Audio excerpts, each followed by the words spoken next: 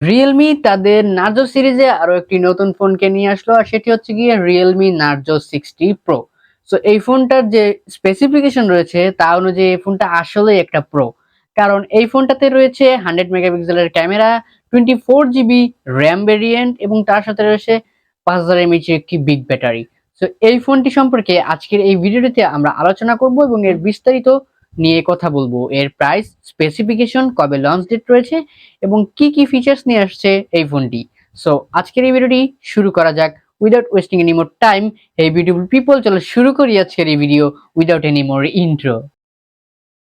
So এই ফোনটা এই জুলাই মাসেই লঞ্চ হওয়ার কথা রয়েছে গ্লোবালি, এই 15ই জুলাই, এবং ইন্ডিয়ান মার্কেটে এই ফোনটি লঞ্চ হয়ে গেছে 26,999 রুপিতে। সো এই ফোনটার প্রাইস কি আসতে চলেছে বাংলাদেশ প্রাইসে সেটা আমি ভিডিওর শেষে বলবো, অবশ্যই শেষ পর্যন্ত দেখুন। এবং আজকের এই ভিডিওটিতে আমরা এই ফোনটা নিয়ে আলোচনা করতে চলেছি। সো এই ফোনটিতে রয়েছে 24 GB র্যাম ভেরিয়েন্ট, আর সেটা কেমনে একটু পরেই বুঝাচ্ছি। সো প্রথমে কথা বলবো এই ফোনটার থিকনেস এবং ওয়েট নিয়ে।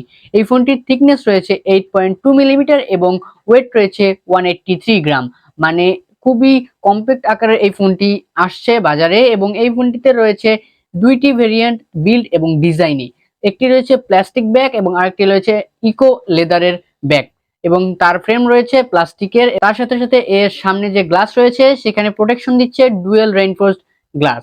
সো এই ফোনটির বিল্ড খুবই ভালো রয়েছে প্লাস্টিক বিল্ড হিসেবে, এবং এর ডিসপ্লেতে রয়েছে 6.7 ইঞ্চির একটি ফুল এইচডি প্লাস ডিসপ্লে, আর যেটিতে রয়েছে অ্যামোলেড প্যানেল এবং তার সাথে সাথে রয়েছে 120 হার্টজের ডিসপ্লে।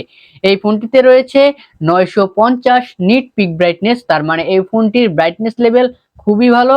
আপনি ইনডোর বা আউটডোর যেখানেই যান না কেন ফোনের ডিসপ্লে স্পষ্টভাবেই দেখতে পারবেন। এই ফোনটিতে রয়েছে 90.5% স্ক্রিন টু বডি রেশিও, তার মানে এই ফোনটির পুরাটা জুড়েই রয়েছে এর ডিসপ্লে, এবং এটি একটি কার্ভ ডিসপ্লে। সো এটা অনেকেরই ভালো লাগবে, আবার অনেকের ভালো নাও লাগতে পারে। এতে রয়েছে 394 পিপিআই ডেন্সিটি, এবং তার সাথে সাথে রয়েছে এর গ্লাস প্রোটেক্টর হিসেবে ডাবল রেইনফোর্সড গ্লাস।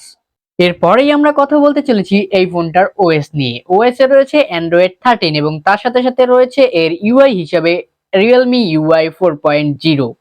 এই ফোনটিতে চিপসেট হিসেবে ব্যবহার করা হয়েছে MediaTek MT6877B MediaTek Dimensity 7050 processor, আর যেটি একটি 6 ন্যানোমিটারের বিল্ডে একটি প্রসেসর।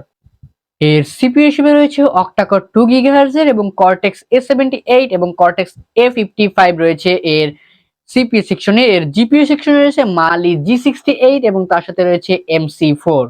সো এই ফোনটার প্রসেসর সেকশন কিন্তু খুবই ভালো, গেমিং এর জন্য ভালো রয়েছে, হালকা পাতলা গেমিং আপনারা খুব ভালোভাবেই করতে পারবেন। সো গেমিং বা প্রসেসর নিয়ে টেনশন না করাটাই ভালো হবে।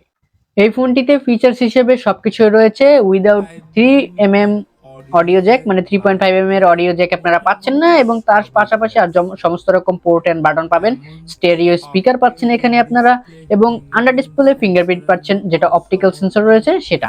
এবং এই ফোনটিতে আমরা র্যাম ভেরিয়েন্ট হিসেবে পাচ্ছি তিনটি, 8128 GB, 12 256 GB এবং 12 1 TB। এবং এখানে কিন্তু আমরা পাচ্ছি 12 GB পর্যন্ত ভার্চুয়াল র্যাম অ্যাড করার সুযোগ, তার মানে 12 and plus 12 it's equal to 24 GB RAM পাচ্ছি আমরা এই ফোনটিতে। এবং তার সাথে সাথে এর ইন্টারনাল স্টোরেজ রয়েছে UFS 3.1 এর সাপোর্টেড।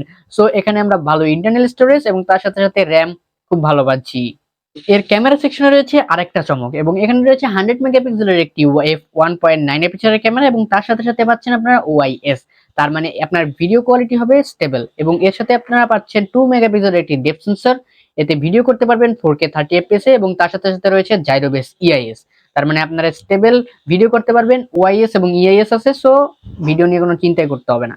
এরপরে আমরা এর ফ্রন্টে পাচ্ছি 16 মেগাপিক্সেলের একটি ক্যামেরা, যার অ্যাপারচার হচ্ছে f2.4, যেখানে আপনারা 1080p তে ভিডিও শুট করতে পারবেন, এবং এখানে কোনো ইআইএস বা ওআইএস এর সাপোর্টেড নেই।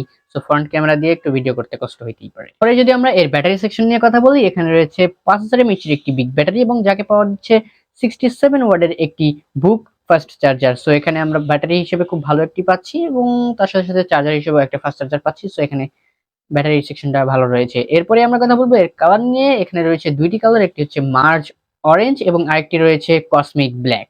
এই ফোনটির প্রাইস ইন্ডিয়ান রুপিতে 26,999, মানে 27,000 টাকা রাখা হয়েছে। যদি এটা বাংলাদেশ মার্কেটে আসে তাহলে এটা আমরা 30 থেকে 35,000 টাকার মধ্যে পেয়ে যাব।